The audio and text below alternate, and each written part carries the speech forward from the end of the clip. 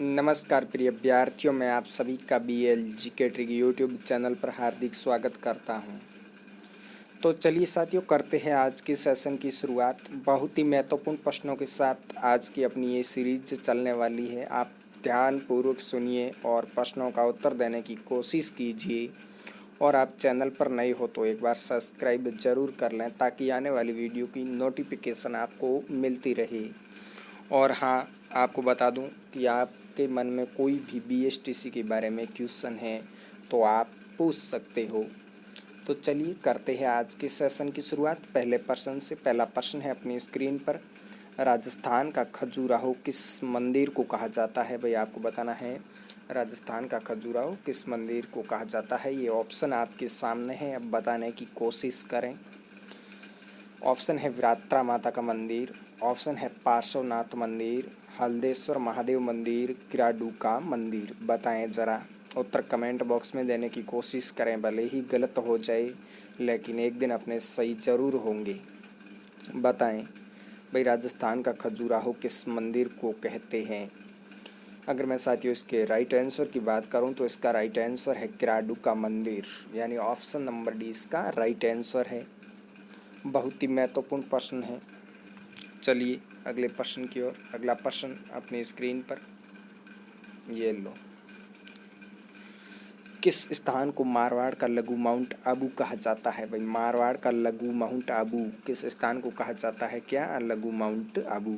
बताएं जरा। ऑप्शन है पीपलूत, नाकोड़ा, चौहटन, मेवानगर। बताने की कोशिश करें, अपनी तैयारी का अनुभव करें। इसकी मैं साथियों राइट आंसर की बात करूं तो इसका राइट आंसर है पीपलूत।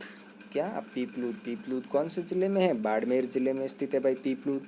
और किराडू भी बाड़मेर में है। पीपलूत बाड़मेर ज़िले में स्थित है, जिसे मारवाड़ का लघु माउंट आबू कहा जाता है। क्या कहा जाता है? मारवाड़ का लघु माउंट आबू कहा जाता है। आपको याद रखना है भाई, किराडू भी बाड़मेर में है और पीपलूत भी बाड़मेर में है।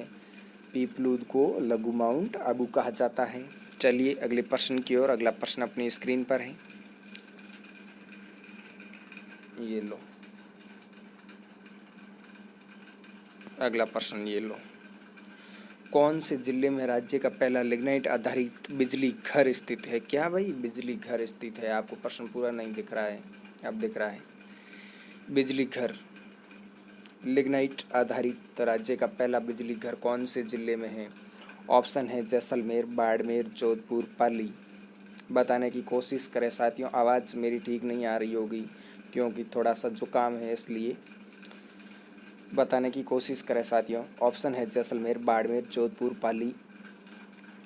ये ऑप्शन आपके सामने हैं, अब आप बताने की कोशिश करें। लिग्नाइट आधारित बिजली घर राज्य का पहला कौन से ज़िले में है? भाई बहुत ही इम्पोर्टेंट क्वेश्चन है, कई बार पूछा गया है, क्योंकि भाई राज्य का पहला लिग्नाइट आधारित बिजली घर है, पूछा तो जाना ही है ये। तो इसका राइट आंसर है बाड़मेर, ऑप्शन नंबर बी। चलिए अगले प्रश्न की ओर। अगला प्रश्न अपनी स्क्रीन पर है, ये लो।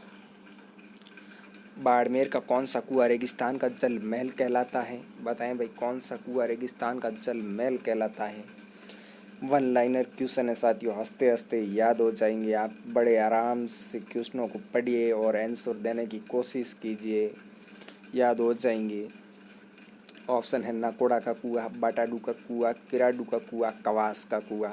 बताएं भाई, बाड़मेर का कौन सा कुआं रेगिस्तान का जल महल कहलाता है? वह कुआं जिसे रेगिस्तान का जल महल कहा जाता है। बताएं। अगर मैं साथियों इसके राइट आंसर की बात करूं तो इसका राइट आंसर है बाटाडू का कुआं। क्या भाई? बाटाडू का कुआं कौन से ज़िले में है? बाड़मेर ज़िले में है, जिसे क्या कहते हैं? रेगिस्तान का जल महल कहते हैं। चलिए अगले प्रश्न की ओर। अगला प्रश्न, बाड़मेर के पूर्वी भाग में स्थित छोटी छोटी पहाड़ियाँ क्या कहलाती है? बताएं भाई, बाड़मेर के पूर्वी भाग में छोटी छोटी जो पहाड़ियाँ हैं वो क्या कहलाती है? शेर, छोर, सुमेरु, मेर। बताने की कोशिश करें भाई। जी हाँ, बाड़मेर के पूर्वी भाग की वो छोटी छोटी पहाड़ियाँ जिसे मेर कहा जाता है। क्या कहा जाता है? मेर कहा जाता है। तो मतलब इसका राइट आंसर क्या है? मेर। क्या भाई? बाड़मेर के पूर्वी भाग में स्थित वो छोटी छोटी पहाड़ियाँ क्या कहलाती है? मेर कहलाती है। चलिए अगले प्रश्न की ओर। अगला प्रश्न अपनी स्क्रीन पर।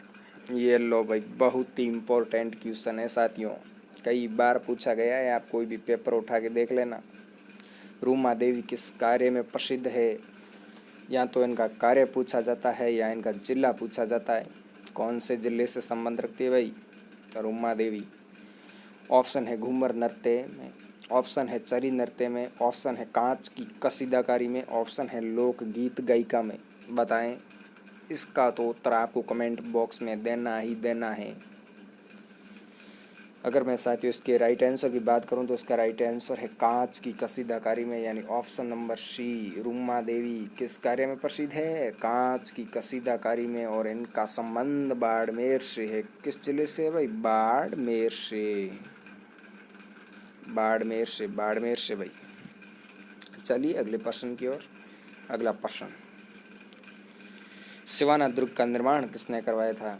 ये भाई इतिहास का क्वेश्चन है। बताएं भाई, सिवाना दुर्ग का निर्माण किसने करवाया था? ऑप्शन आपके सामने हैं, अब बस आपके उत्तर का इंतजार है। ऑप्शन है पंवार राजा हरदेव ने, पंवार राजा गोविंद नारायण ने, पंवार राजा वीर नारायण ने। किसने करवाया था भाई? बताएं, बताने की कोशिश करें साथियों। चौथा ऑप्शन नेक्स्ट पेज में है, लेकिन अपना उत्तर इन तीनों में से है। चौथे ऑप्शन से अपने को कोई लेना देना नहीं है और उत्तर इन तीनों में से है। इन तीनों में से आप बता दें।